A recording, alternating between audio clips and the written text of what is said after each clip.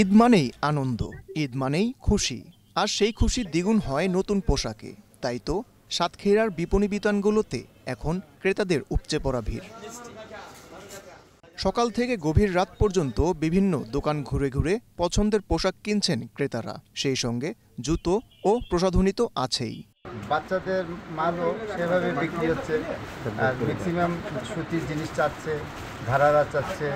ঈদ উপলক্ষে বাবার সাথে মার্কেটে এসেছি, জুতা কিনেছি, নতুন জামা কিনেছি, একটা না দুইটা কিনেছি, আর এখন এসেছি বাবার সাথে শপিং করতে। এবছর বিদেশি পোশাকের সাথে সাথে দেশীয় পোশাকের প্রতি ক্রেতাদের আগ্রহ বাড়ছে বলে জানান বিক্রেতারা। সাধারণত আমরা চেষ্টা করি দেশি পণ্যটা কেনার জন্য, দেশি পণ্য কিনি, আর দামটা রিজনেবলের মধ্যেই আছে, গতবারের থেকেও অনেকটা রিজনেবল।